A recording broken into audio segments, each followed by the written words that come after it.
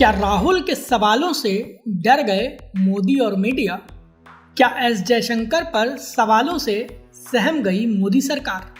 राहुल का अंदाज देख सदमे में बीजेपी का कुनबा। और क्या फेक न्यूज फैलाने वालों को बर्बाद करेगी कांग्रेस? नमस्कार, ये है एनालाइज नाउ और आज हम बात करेंगे मोदी सरकार की, जो कि राहुल गांधी के सवालों के चलते ठिठक गई है। नतीजा ये कि पीएम मोदी हो या अमित शाह, किसी के मुंह से कुछ बोलते नहीं बन रहा, जबकि राहुल गांधी कदम दर कदम सरकार की धज्जियां उड़ा रहे हैं, जिसकी क्रोनोलॉजी आज हम आपको समझाएंगे। वीडियो में आगे बढ़ें उससे पहले हमारे चैनल को सब्सक्राइब कर लीजिए। केंद्र की सत्ताधारी पार्टी बीजेपी की सफलता ये नहीं है कि उसने देश के लिए कुछ बहुत बड़ा कर दिया, बल्कि उसकी वजह यह है कि कांग्रेस पार्टी ने खूब गलतियां की हैं। लेकिन 2024 के लोकसभा चुनाव के बाद से कांग्रेस अपनी रणनीति में बदलाव कर रही है और उसने अपनी गलतियों से सीख भी ली है। ऑपरेशन सिंदूर को लेकर बीजेपी को उम्मीद नहीं थी कि उसे कांग्रेस का इस हद तक समर्थन मिलेगा और इसके चलते बीजेपी इस बार हर मुद्दे पर बैकफुट पर ही नजर आई है और यही मोदी सरकार के लिए सबसे बड़ा झटका बन गया।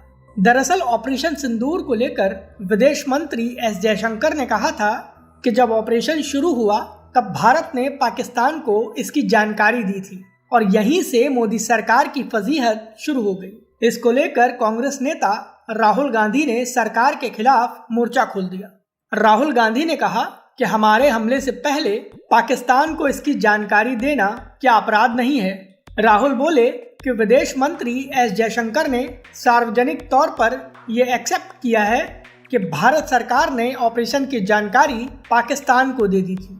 राहुल ने सवाल उठाया कि ऐसा करने के लिए उन्हें किसने कहा था और इसकी वजह से भारतीय वायुसेना को कितना नुकसान हुआ है।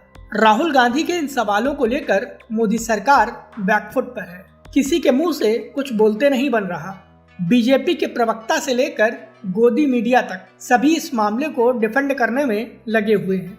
एस जयशंकर, जो डिप्लोमेसी के बादशाह बताए जाते थे, उनको डिफेंड करने में पूरी बीजेपी के पसीने छूट रहे हैं और मोदी शाह को पता ही नहीं है कि करें तो क्या करें।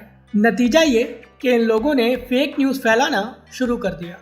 भारत पाकिस्तान टकराव के दौरान तुर्की ने पाकिस्तान की मदद की थी, जिसको लेकर तुर्की के खिलाफ भारत में एक लहर चल रही है और कांग्रेस पार्टी पर यह आरोप लगाया गया कि कांग्रेस ने तुर्की में अपना दफ्तर खोल रखा है। गोदी मीडिया के सुप्रीम पत्रकार अर्नब गोस्वामी ने भी इसको लेकर फेक न्यूज फैलाई।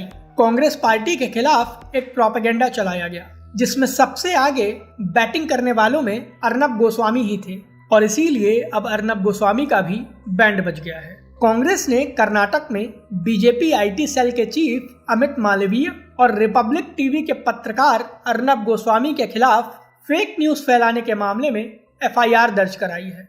पुलिस ने बताया कि भारतीय युवा कांग्रेस के लीगल सेल के चीफ श्रीकांत स्वरूप ने इस मामले में शिकायत दर्ज कराई है।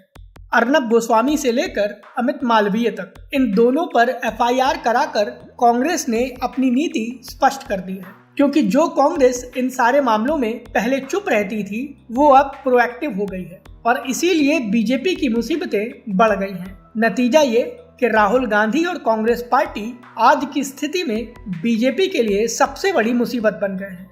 बीजेपी को लगा था कि ऑपरेशन सिंदूर की वजह से पूरे देश में पीएम मोदी की जय जय होगी, लेकिन मोदी की तो थू थू होने लगी है, क्योंकि राहुल गांधी ने नरेंद्र मोदी के एजेंडे को एक्सपोज कर दिया है। राहुल गांधी के इस एग्रेशन पर आपकी क्या राय है? प्लीज हमें हमारे कमेंट बॉक्स में जरूर बताएं। वीडियो पसंद आया हो तो इसे लाइक करें और हमें सपोर्ट करने के लिए हमारे वीडियो को ज्यादा से ज्यादा शेयर करें।